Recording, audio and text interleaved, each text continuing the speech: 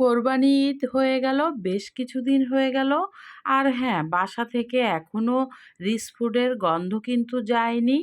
যা হোক, সব কিছু মিলায়ে অনেক দিন পর সামনে পেয়ে গেলাম টক পাতা। আর টক পাতা কিনে নিয়ে আসলাম। টক পাতা দিয়ে কিভাবে ভর্তা করলাম সেটাই কিছুটা শেয়ার করেছি। তো বন্ধুরা, সবাই কেমন আছেন? আসসালামু আলাইকুম। তো চলুন দেখি, আপনাদের হাতে যদি একটু সময় থাকে, কিছুটা সময় না হয় আমার সাথে। আর হ্যাঁ, ভিডিওটি দেখতে হলে ভিডিওটি না টেনে শেষ পর্যন্ত সাথেই থাকুন। অনেকেই হয়তো এই মজাদার টকপাতার ভর্তা খেয়েছেন, আবার অনেকেই হয়তো খাননি। আর যারা এখনও পর্যন্ত খাননি তারা অবশ্যই এই ভিডিওটি দেখে নিজের মতো করে বানিয়ে নেবেন। আর হ্যাঁ, আমি কিন্তু এই প্রথম টকপাতার ভর্তা খাবো। আর টকপাতা দিয়ে কিভাবে ভর্তা বানালাম সেটাই আজ কিছুটা শেয়ার করেছি। এখানে আমি এক তাড়ার মতো শাক নিয়ে নিয়েছি। শাকটা আমি শুরুতে দেখেছেন আমি এটাকে বেছে নিয়েছি, ডাঁটিগুলো ফেলে দিয়েছি। ভালোভাবে এটাকে পরিষ্কার করে ধুয়ে একটা ঝাঁঝরিতে পানি ঝরিয়ে নিয়েছি। তো এখন আমি একটা প্যান বসিয়ে শাকটা একটু ভাপিয়ে নিয়েছি। এই শাকটা কিন্তু পানি ছাড়া ভাপাতে হবে। তো দেখেছেন শাকটা কিন্তু আমার ভাপানো হয়ে গিয়েছে। এখানে আমি কিন্তু একটা তাওয়া বসিয়ে দিয়েছি। এখানে আমি কিছুটা সরিষার তেল দিয়ে দিয়েছি। তবে এই ভর্তাটায় সরিষার তেল দিয়ে রসুন মরিচ যদি ভেজে নেওয়া হয় তাহলে একটু সুস্বাদু বেশি লাগবে।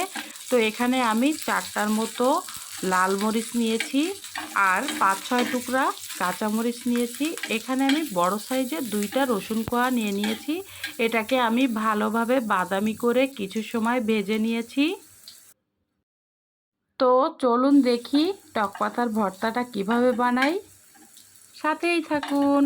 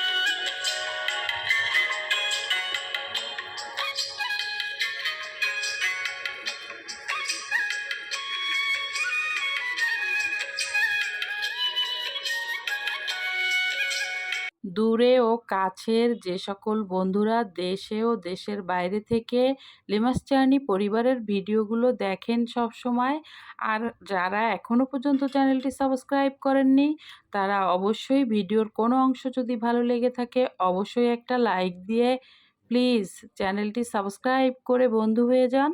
সুন্দর সুন্দর ভিডিও পেতে চ্যানেলটির সাথেই থাকুন।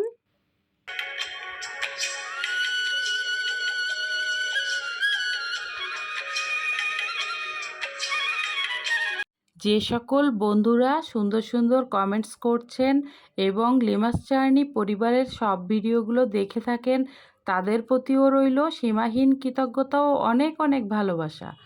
আপনারা আমার পাশে থাকলে আমিও আপনাদের পাশেই আছি।